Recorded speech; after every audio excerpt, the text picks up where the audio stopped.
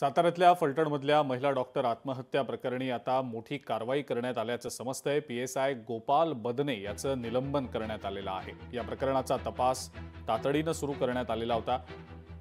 Doctor संपदा मुंडे यांच्या आत्महत्येनंतर police विभागामध्ये मोठी खळबळ माजलेली होती। आत्महत्येपूर्वी त्यांनी आपल्या हातावर लिहिलेल्या सुसाईड नोटमध्ये पोलीस उपनिरीक्षक गोपाल बदने याच्यावर 4 महिन्यांपासून लैंगिक आणि मानसिक छळ आणि अत्याचार केल्याचा गंभीर आरोप करण्यात आलेला होता। तसंच पोलीस कर्मचारी प्रशांत बनकर याच्यावर सुद्धा मानसिक आणि शारीरिक त्रास दिल्याचा उल्लेख त्यांनी केलेला होता। साताऱ्यातील उपजिल्हा वैद्यकीय रुग्णालय इथे ज्या तरुण डॉक्टरनी आत्महत्या केली त्याबद्दल कठोरातली कठोर कारवाई त्या दोषींवर केली जाईल। FIR देखील दाखल झालेला आहे आणि पोलीस त्या आरोपींना अटक करण्यासाठी देखील कामाला लागलेले आहेत। मला विश्वास आहे की राज्याचे उपमुख्यमंत्री माननीय देवेंद्र फडणवीस साहेब ज्यांच्याकडे गृह खातंही आहे, कुठल्याही परिस्थितीमध्ये त्या आरोपींना सोडलं जाणार नाही।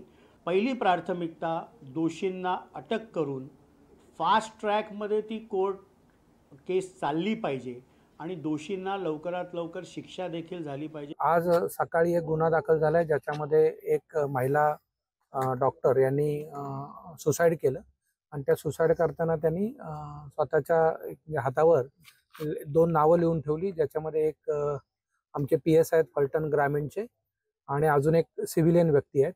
अशा दोघांविरुद्ध मानसिक आणि शारीरिक छळाच्या आणि बलात्कार केल्याच्या म्हणजे त्याच्याकरता मी आत्महत्या करते अशा अर्थाने लिहिल्यामुळे गुन्हा दाखल करण्यात आलेला आहे। बलात्कार आणि आत्महत्येस प्रवृत्त करणे असं दोघांविरुद्ध। एक आमचे PSI त्यातले आहेत फलटण ग्रामीण पोलीस स्टेशनचे। हा गुन्हा दाखल झाला फलटण शहरमध्ये, कारण आरोपींना पकडण्याकरता टीम रवाना करण्यात आलेली आहेत। मीनवाईल PSI जे आहेत त्यांच्या विरुद्ध गुन्हा दाखल झाल्यामुळे पेंडिंग इन्क्वायरी त्यांना लगेच तात्काळ सस्पेंड करण्यात आलेलं आहे। खूप गंभीर आहे। जस्ट मला या आता हीच बातमी समजली तर हे खूप दुर्दैवी आहे, खूप गंभीर आहे।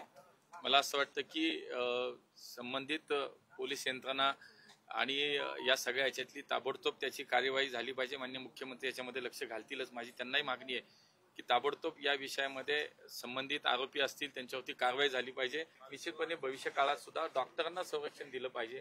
हॉस्पिटल्स असतील, डॉक्टर्स असतील, कितीतरी वेळा असं होतं की एखादा रुग्ण दगावला, एखादा पेशंट गेल्यानंतर दोष नसताना सुद्धा काही वेळेला डॉक्टरांवरती हल्ले होतात, हॉस्पिटल्स तोडफोड केली जाते। तर निश्चित हे पुढच्या काळात होऊ नये याच्यासाठी निश्चितपणे मी स्वतः जातीनं लक्ष घालेन की याच्यामध्ये काय करता येण्यासारखं आहे। त्यापैकी एक जे आहे ते पोलीस अधिकारी आहेत आणि दुसरा जो आहे प्रशांत बनकर, हा वेगळ्या प्रकारचं काही काम करणारा माणूस आहे। तो पोलीस आहे की नाही हे जरा तपासून घेतलं पाहिजे।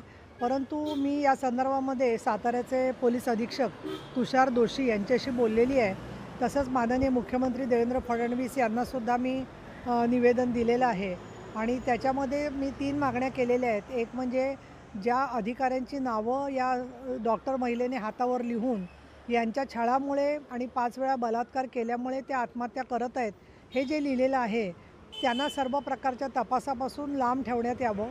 पण खरं डॉक्टरचं आयुष्य जे असतं ते संजीवनी देणं असतं। अशा वेळेला महिला डॉक्टर आत्महत्या करतात ही अत्यंत गंभीर बाब आहे। लोकशाही मराठी ऐका, पहा, जागरूक रहा।